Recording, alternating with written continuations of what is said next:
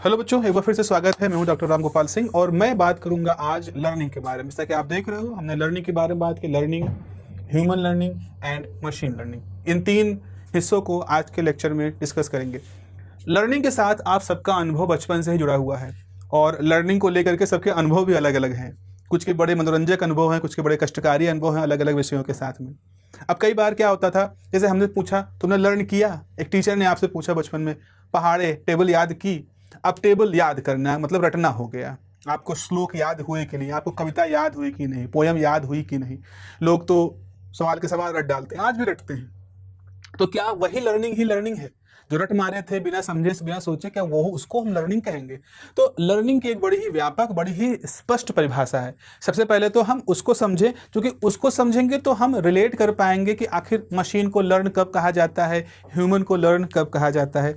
जरा देखें, यहाँ पर देखें, learning is a process of acquiring new knowledge, skill और बिहेवियर। नया ज्ञान, ज्ञान क्या होता है हम बात कर सकते हैं, आगे जहाँ जरूरत होगी बात करेंगे। अभी आप ज्ञान वही समझिए जो कि हम नॉर्मल लाइफ में ज्ञान समझते हैं। एक्वायर करना, धारण करना, अपने पास रखना ताकि आप उसको जब चाहें इस्तेमाल में ला सकें, आपके पास है। तो learning is a process of acquiring new knowledge, skill या व्यवहार। ठीक है, आपके हाव भाव, आपकी दक्षता में वो आ गई बात, आपकी बोली में वो बात आ गई, आपके रहन सहन में बात आ गई। अगर आप सीख गए हैं चीज़ों को तो उसका असर आपके विचारों पर, आपके रहन सहन पर, आपकी रोज़मर्रा गतिविधियों पर उसका असर दिखाई पड़ता है। तो learning is the process of acquiring new knowledge, skill और बिहेवियर। कैसे ये प्राप्त किया?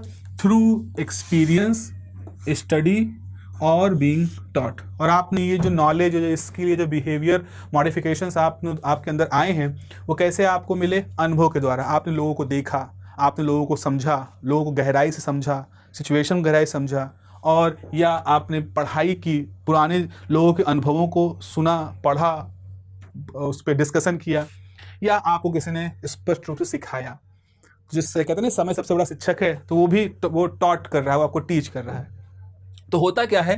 The result of learning is a change that allow the learner to perform a task better in future. So अगर आप किसी चीज़ को लर्न कर लिए हैं तो आप एक ऐसे आपको ऐसे बदलाव आपके अंदर हो जाएंगे, आपके अंदर ऐसी सलाहियतें आ जाएंगे, आपके अंदर ऐसे गुण आ जाएंगे that allow the learner to perform a task better in future. So if you learn this, it means that in future जब भी आपको उससे जुड़ी हुई टास्क मिलेंगे, आप उनको बेहतर तरीके से कर पाओगे। तो अब यहाँ से आपको समझना है रटना और रोटिंग एंड लर्निंग में क्या अंतर है। रोट करना मतलब फ्लैश आउट हो गया, you can't use it in future. But if you have learned something, it means that you can use it in future in a better way. Cycle चलाना आपने सीखा है, आपने रटा नहीं है। साइकिल चलाना रटा नहीं है, साइकिल चलाना आपने सीखा है। सीखा इन सेंस कि उसके दौरान आपके शरीर के अंदर, आपके मेडुला ऑब्लांगेटा में, आपके ब्रेन में आपको संतुलन की ऐसी खूबियां आपने प्राप्त कर ली हैं कि आप उन दो पतले टायरों पर अपने आप को संतुलित करके चल सकते हो। और सीखने की वजह से आने वाले समय में आप साइकिल को चला सकते हो। इवन और अच्छी प्रैक्टिस कर लो तो यूनि साइकिल चला सकते हो, हाथ छोड़ के साइकिल चला सकते हो, मतलब तमाम तरह की स्टंटबाजी करते हुए देखते हो। तो साइकिल चलाना सीखा गया है, रटा नहीं गया है।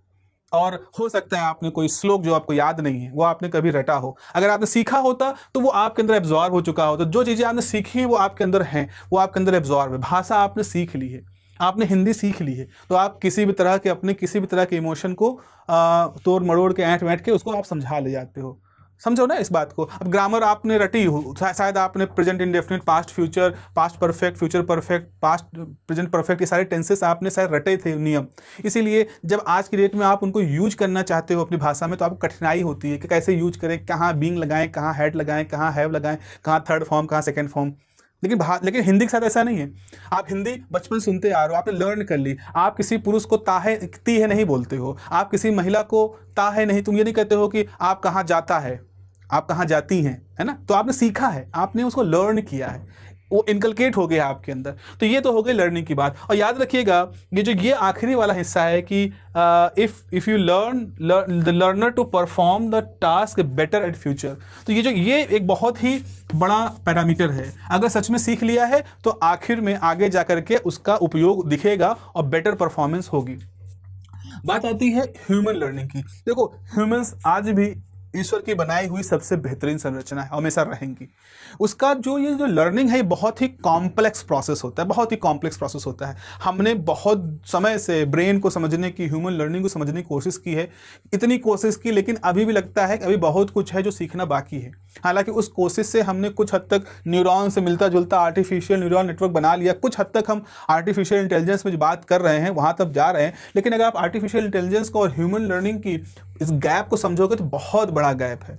और कोई कहता है कि आर्टिफिशियल इंटेलिजेंस क्या आने वाले समय में इंसानों पे हावी हो सकते हैं, तो देखो, लड़ाई बराबर वालों की होती है, लड़ाई हमेशा बराबर वालों की होती है, तब जाके कहते हैं कि ये जीत सकता है, कि ये पटक सकता है। लेकिन यहाँ ह्यूमन इंटेलिजेंस और आर्टिफिशियल इंटेलिजेंस में इतना बड़ा गैप है, because still we don't know many aspect of the neuron functioning, how the brain works. Is ऐसा है क्या सच में कि ब्रेन के अंदर भी बैक प्रोपगेशन चलता है, ब्रेन के अंदर भी कुछ एक तरह की न्यूरल सर्किटरी कैसे काम कर रही है, एग्जैक्टली कैसे काम कर रही है, हम क्या बिल्कुल समझ पाए? नहीं, अभी भी ऐसा नहीं हो पाया है। इट इज कोई कह रहा है तो वो सुपरफिशियल बात कर रहा है। Lots of nature related papers are there. Geoffrey Houston का कितना सारा काम है इसके ऊपर, बट वो यही कह रहे हैं कि नहीं अभी गैप है। हाँ, आप फिर कहोगे सर अगर गैप है तो फिर लोग ये क्यों कह रहे हैं कि आर्टिफिशियल इंटेलिजेंस भविष्य में क्या कर सकता है? देखो, आर्टिफिशियल इंटेलिजेंस भविष्य में क्या कर सकता है, वो अटैक कर सकता है हमारे ह्यूमन एस्पेक्ट पर, वो अटैक कर सकता है, वो इन्फ्लुएंस कर सकता है हमारे सोशल एस्पेक्ट पर। जैसे आज हमने सोशली हम मानते हैं किसी की फोटोग्राफ, किसी का वीडियो देख करके कि हम कहते हैं नैतिकता के हिसाब से वीडियो सही नहीं है, नैतिकता के हिसाब से बात गलत है, नैतिक रूप से इस आदमी को ये नहीं करना चाहिए, नैतिक रूप से इस औरत को ये नहीं करना चाहिए। ये हमने कुछ नियम बना रखे हैं। अगर हमने आर्टिफिशियल इंटेलिजेंस के थ्रू एक ऐसा फेक वीडियो बना करके उस औरत को किसी गलत काम में या उस आदमी किसी गलत काम में होता हुआ दिखा दिया, तो क्या होगा? समाज के बनाए हुए जो सोशल नियम हैं, उन नियमों पे हमला होगा। अब समाज समझ नहीं पाएगा कि सच में ये हुआ है, क्या सच में ये इंसान इस तरह काम कर रहा है, कि या उसको बदनाम करने के लिए टेक्नोलॉजी का यूज हुआ है। तो आर्टिफिशियल इंटेलिजेंस के जो खतरे हैं वो इस तरह से हैं, एथिकल खतरे हैं, सोशल खतरे हैं, हमारे परसेप्शन के ऊपर अटैक हो रहा है, हमारी सोच के ऊपर, हमारे सामाजिक ढांचे के ऊपर, हमारे सोचने के नज़रिए के ऊपर वो अटैक कर रहा है। वो ऐसा नहीं, उसका अटैक वो नहीं है जो लोग बात कर रहे हैं कि आर्टिफिशियल इंटेलिजेंस में क्या हो सकता है। अभी भी ह्यूमन ब्रेन की understanding in artificial neural network या डीप लर्निंग की जो गैप है, इट इज ह्यूज गैप, बहुत बड़ा गैप है अभी यहाँ पर। So the human learning is a very complex process, it's a very complex process. हमारे सीखने में हमारे दिमाग का इस्तेमाल होता है, हमारे इमोशंस का इस्तेमाल होता है, हमारे सेंसेस का इस्तेमाल होता है, और हमारे दुनिया से इंटरेक्शन का इस्तेमाल होता है। देखो, इसका बहुत बड़ा, यूट्यूब ने इसका बहुत बड़ा यूज किया है, बहुत मिसयूज भी हो सकता है। इमोशन, मैं एक टीचर हूं और मैं आपको इमोशनल कर रहा हूं कि बच्चों बड़ी संघर्ष में कर रहा हूं, बड़ा मेहनत कर रहा हूं, मालूम है मैं मतलब एक टाइम का खाना खाता हूं, मैं साइकिल से चलता हूं, मेरी चप्पल फटी हुई है, मैं सिल के पहनता हूं, बस लेकिन एक रात दिन मेरे मन में केवल एक इच्छा है कि मैं आपको ऐसी एजुकेशन दूं, ऐसा शिक्षा दूं कि आप देश को बदल दो, दुनिया को बदल दो। अब मैं आपको इमोशनली स्टिमुलेट कर रहा हूं। जब मैं आपको इमोशनली स्टिमुलेट करूंगा तो धीरे धीरे क्या होगा? एक तो वैसे हमारे भारतीय परिवेश में क्या होता है, टीचर का एक बड़ा ही बहुत ही वैल्यूएबल स्थान है, वैसे ही उसके साथ हमारे इमोशन जुड़े हैं, वैसे उसके साथ हमारी एक गुड फीलिंग जुड़ी हुई होती है। वहीं पर वो टीचर जब आपसे इस तरह की बातें करता है और उस इमोशन को और कंसंट्रेटेड कर देता है, तो क्या होता है ना कि हमारी लर्निंग में वो बिल्कुल मिक्सअप हो जाता है। फिर मेरी कही गई सारी बात, चाहे सही हो, चाहे कम सही हो, चाहे गलत की तरफ हो, वो भी आपको सीधे आपकी तरफ अप्रोच कर जाती है। तो emotion is another very very strong feeling, जो कि हमारी लर्निंग का हिस्सा होती है। और हो सकता है कई बार मैं गलत भी पढ़ा रहा हूं, लेकिन चूंकि आप इमोशनली मुझसे अटैच हो चुके हो, इसीलिए आप ये मानने को तैयार ही नहीं होगे कि सर गलत हो सकते हैं। अगर कोई कहेगा भी तो आप उसके ऊपर चढ़ाई कर दोगे, तुम गलत हो, ये गलत नहीं हो सकते, बिकॉज इन्होंने इतना संघर्ष किया है, इन्होंने इतना मेहनत की है, इतना करते हैं। वो किसने बताया? मैंने ही तो बताया आपको कि मैं ऐसा करता हूं। So story is mine, created by me. May be कुछ इसमें सच्चाई हो सकती है, but what I am trying to say is that human learning is not even controlled by the brain. It is very complex because उसमें brain, emotion, senses और दुनिया से हमारे इंटरेक्शन, दुनिया के साथ, हमारे एनवायरनमेंट के साथ, इस सब का यूज होता है। और ये इतने मल्टी एट्रीब्यूशन वाला प्रोसेस है कि इसमें इतने सारे इनपुट्स होते हैं, इतने सारे एट्रीब्यूट्स होते हैं कि हम इसको पकड़ें तो वो छूटता है, उसको पकड़े तो वो छूटता है, हम पूरी तरह से एक किसी कंक्लूजन पे पहुंच ही नहीं पाते, इसलिए it's a very complex process. So अब हम ह्यूमन क्या करते हैं, we collect information, then we find the pattern, we make connections and we store in our memory। कितना सारा हमारे दिमाग में स्टोर है, कितनी सारी बातें, कितनी सारी चीज़ें, कितना सारा सीखा हमने, कितने सारे रास्ते, कितने सारे मूवीज़ के प्लॉट, कितने सारे धारावाहिकों के इमोशंस, हम इमोशन हुए, कितने सारे भावनाएं हमारे अंदर, हमने क्या क्या नहीं सीखा, हमने लिखना सीखा, हमने भाषाएं सीखी, हमने साइकिल चलाना सीखना, मोटरसाइकिल चलाना सीखा, कंप्यूटर चलाना सीखा, मोबाइल फ़ोन चलाना सीखा, खटके वाला फ़ोन चलाते थे, आज टच वाला फ़ोन चला रहे, कितना कुछ है जो हमने सीखा है। अब उसमें हमारे पास इंफॉर्मेशन के फॉर्म में है, पैटर्न के फॉर्म में है, कनेक्शन के फॉर्म में, मेमोरी के अंदर हमारे पास है। और हम सीखते हैं सक्सेस और फेलियर से, असफलताएं और सफलताएं से भी सीखते हैं। काम किया, हुआ तो भी कुछ ना कुछ इमोशन मिला हमको, हमने वहां से सीखा, नहीं कर पाए, दुखी हुए, लोगों के ताने सुने तो भी हमने कुछ सीखा। अब ये जो सक्सेस और फेलियर सीखना है, इसका भी इस्तेमाल आगे जा करके जब आप मशीन लर्निंग के स्टेजेस पढ़ते हैं, आप supervise, unsupervise, reinforcement, agent based जो आप सीखते हैं, वहाँ पर भी इस सक्सेस और फेलियर के साथ एक इसको भी इंक्लूड किया गया है। और इसको भी, ये ह्यूमन लर्निंग का एक नेचर था जिसको कि लोगों ने मशीन में भी इस्तेमाल किया। जैसे फॉर एग्जांपल, जब आप एक नई भाषा सीखते हो, तो नई भाषा, मान लो सपोज आपको स्पेनिश सीखनी है, तो स्पेनिश सीखने के लिए आपको क्या होगा, आप पहले उसकी वोकेबलरी डेवलप करोगे। भाई स्पेनिश भाषा में सेब को क्या कहते हैं, स्पेनिश भाषा में चप्पल क्या कहते हैं, स्पेनिश भाषा में कमरे क्या कहते हैं, जाने क्या कहते हैं, जीना चढ़ने क्या कहते हैं, छत पे जाने क्या कहते हैं, ये सब चीज़ें आप सीखोगे। तो वोकेबलरी आपको पहले चाहिए, फिर आपको क्या चाहिए, आपको उन वोकेबलरी सीखे गए शब्दों से एक सेंटेंस बनाना है, तो आपको ग्रामर आनी चाहिए। अब जब आपने वोकेबलरी सीख ली, ग्रामर सीख ली, तो आप कहीं बोलोगे, भाई कहीं तो ट्राई करो, कभी तो आउटपुट आपका निकलेगा, और साथ ही साथ आप किसी को सुनोगे। तो एक तरह से सुनना जो हो गया वो इनपुट डाटा लेना हो गया, बोलना जो हो गया वो आउटपुट डाटा देना हो गया, आउटपुट वाली बात हो गई। तो अगर आप सच में सीख रहे हो, तो आपने किसी व्यक्ति को रखा जो स्पेनिश जानता है, तो आपने जो कुछ सुना, पढ़ा, सीखा, उससे जब आप बोल रहे होगे तो वो सही होगा। और वो जो सुन रहा है वो व्यक्ति इस बात का फीडबैक देगा आपको, वो आपको बताएगा कि भाई हाँ, तुमने ये सेंटेंस सही सीखा। जैसे आज के डेट में अगर आप चैट जीपीटी का ऐप यूज करते हो, तो आप उसके साथ तमाम तरह की भाषाएं सीख सकते हो। आप चैट जीपीटी से कहो कि okay, I want to learn the Spanish, please tell me in Spanish how are you. So ChatGPT will inform you or will tell you spoken तरीके से कि okay, in Spanish you should use this line. Then आप धीरे सीख रहे हो, तो वो एक फीडबैक मैकेनिज्म है। या आप उसे कहोगे ओके प्लीज करेक्ट मी, आपने स्पेनिश में कुछ बोला, तो अगर आपने सही बोला वो कहेगा ओके हाँ, your sentence is correct. If it is wrong, then the ChatGPT will inform you okay you should speak this in this manner. ठीक है, फीडबैक होता है। तो इस तरह से क्या होता है, हम जब भी कोई करेक्शन देखते हैं, जैसे उसने हमको बताया कि भाई ऐसे बोलना चाहिए, तो करेक्शन आया, उस करेक्शन से हमको हेल्प मिलती है एक बेटर सेंटेंस को बनाने की। जैसे आपने यहाँ पर सीखा कि लर्नर जो होता है उसकी खास बात यह है कि उसने लर्न किया है तो वो फ्यूचर के टास्क को बेहतर तरीके से कर सकता है। ऐसे इस चीज़ को भी आप यहाँ पे लीजिएगा कि हर करेक्शन, हर तरह का जो फीडबैक होता है, हर तरह, इसी को आगे जाके हम बैक प्रोपेगेशन वाली बात करेंगे, जहाँ वेट एडजस्टमेंट होते हैं, न्यूरल नेटवर्क के जो सिस्टम होता है उसमें जब वेट्स होते हैं उनको एडजस्ट करने के लिए एक फीडबैक होता है, एक बैक प्रोपेगेशन वाली बात होती है। और उस बैक प्रोपेगेशन में यही बात है कि हर करेक्शन, कि भाई तुम इतने से तुमने ये सेंटेंस ऐसे नहीं बोला, तुमको यहाँ पर तुमने जेंडर का गड़बड़ कर दिया, तो वो करेक्शन जो होता है उससे हम क्या होगा, अगला सेंटेंस ज़्यादा बेटर बनाएंगे। तो this is a very important thing जो कि हम मशीन लर्निंग में है, ह्यूमन लर्निंग का हिस्सा। ह्यूमन लर्निंग में सक्सेस और फेलियर सीखना, जो इमोशन होते हैं उसको हमने एजेंट बेस्ड लर्निंग से जोड़ दिया। और वैसे ही जो करेक्शन जो होता है कि एक फीडबैक दिया जाए, फीडबैक से करेक्शन आता है और उस करेक्शन से सेंटेंसेस बेटर होते हैं, ये सेंस हमने बैक प्रोपेगेशन वाले मैकेनिज्म में इस्तेमाल किया है। अब आते हैं प्यारो अपने आखिरी सेक्शन की तरफ। Let me just check the recording हो रही है, या okay. So in the last section let me explain the our topic machine learning या कंप्यूटर लर्निंग। भाई कंप्यूटर को तो सिखा रहे हो, तो it is much narrower and a mathematical process. इतना नहीं झंझटी, इतना तिकड़मी नहीं है जितना इंसानी दिमाग को सीखना तिकड़मी है, झंझटी है, उतना नहीं है। It is a narrower in sense कि आपको इमोशन और सेंस और ये सब नहीं है। Machine learning is a mathematical process, it's a mathematical process. You have number of input, attributes उनके हैं, एंड आपको उस एट्रीब्यूट्स में से कुछ एक मॉडल का चुनाव करना है, और उस मॉडल का चुनाव करके आप उस मॉडल के पैरामीटर को एडजस्ट करेंगे, and you just try to find the best classifier line और plane, and just in this way you just done a very basic classification of machine learning task.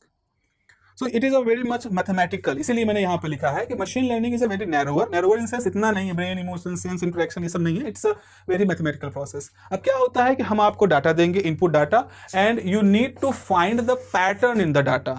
ठीक है, डाटा मिला और आपको उसमें पैटर्न ढूंढना है, फिर क्या करना है, use those patterns to make the predictions और डिसीजंस. आपने क्लासिफिकेशन कर लिया, आपने यस नो में बांट लिया, गुड बैड में बांट दिया, ट्रू फॉल्स में बांट दिया, और उसके आधार पर आपने डिसीजन ले लिया. लेकिन जब आप डिसीजन ले रहे होगे, then without being explicitly programmed for every single rule, मतलब ये मशीन खुद कर रही होगी, ये मशीन स्टेप के थ्रू कर रही होगी. ऐसा नहीं है कि उसको उस जगह प्रोग्राम किया गया, उसको कहा गया कि ये क्लासीफाई करना है, क्लासीफाई करने के बाद अगर येस है तो ये है, नो है तो ये है, वरना लूप जा रहा है. तो वो क्या कर रहा है, पैटर्न ले रहा है, पैटर्न के अंदर एक कॉन्सेप्ट लर्न कर रहा है. उस कॉन्सेप्ट लर्न करने के बाद वो एक मॉडल हाइपोथेसिस स्पेस की तरफ एक मॉडल का चुनाव कर रहा है, उस मॉडल से उसको क्लासीफाई कर रहा है, और इस तरह से वो एक डिसीजन या एक प्रेडिक्शन की तरफ ले रहा है. और इस दौरान ऐसा नहीं कि हर स्टेप पे जाकर के उसको प्रोग्राम कर रहे हो. It is not a static programming, it is not a static programming. This is how this machine learning is not the static programming, it's a dynamic thing, क्योंकि वो पूरा प्रोसेस, वो पूरा एल्गोरिदम अपने आप को एग्जीक्यूट कर रहा है. तो अगर मैं इसको एक फ्लो चार्ट से बनाना शुरू करूं, तो आपके पास क्या हुआ, आपके पास एक मशीन है, आपने उसमें कोई मैथमेटिकल एल्गोरिदम रन कराया और आपने उसमें डाटा दिया. तो डाटा गया और उस डाटा पर एक मैथमेटिकल मशीन ने एक मैथमेटिकल एल्गोरिदम रन किया, फिर फाइंड किया, एक ढूंढा कोई पैटर्न या कोई रिलेशंस. हमने कुछ पैटर्न और रिलेशन देखे, एक तरह से आउटपुट की बात हो रही है. लेकिन ये मशीन ने अपने एल्गोरिदम के थ्रू जो ये पैटर्न और रिलेशन देखे हैं, क्या ये सही हैं, क्या ये वैलिड हैं, क्या इनको वेरीफाई किया जा सकता है.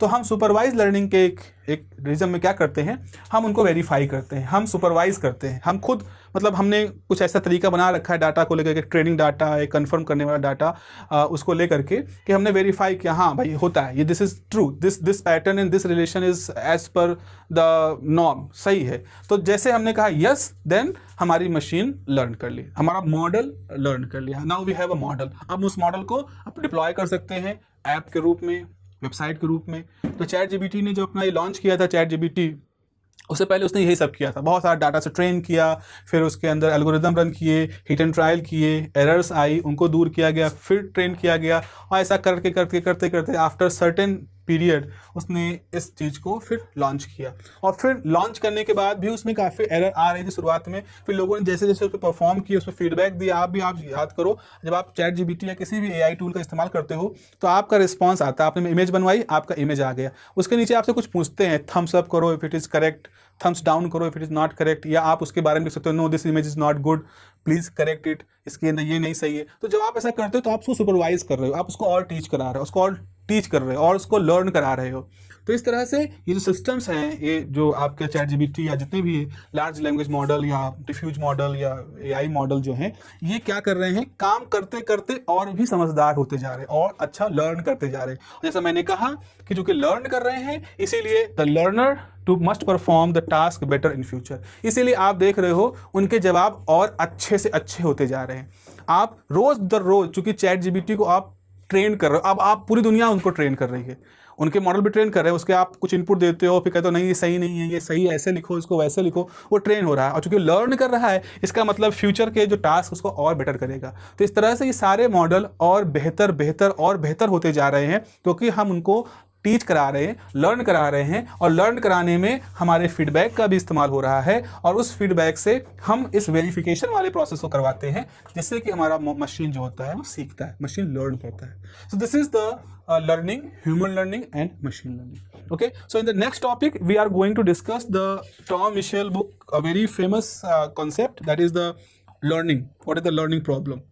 तो हम लर्निंग प्रॉब्लम के बारे में बात करेंगे, जहाँ बात करेंगे कि उन्होंने जो मिशेल ने कहा था कि टास्क क्या होता है, परफॉर्मेंस क्या होता है और एक्सपीरियंस क्या होता है। हमको इन 3 पैरामीटर के आधार पर अपने लर्निंग टास्क डिसाइड करने पड़ेंगे और उसी का ही इस्तेमाल करके आज भी दुनिया के जो बड़े बड़े मशीन लर्निंग मॉडल्स हैं वो इसी TPE फिलॉसफी को ही फॉलो कर रहे हैं, इसी को ही अपने अंदर एब्जॉर्ब करके, बेसिक रूट वही है, उसी के आधार पे सारा काम चल रहा है। तो चलिए मिलते हैं अगली क्लास में, हम लोग बात करेंगे the famous learning problem from the book Tom Michel.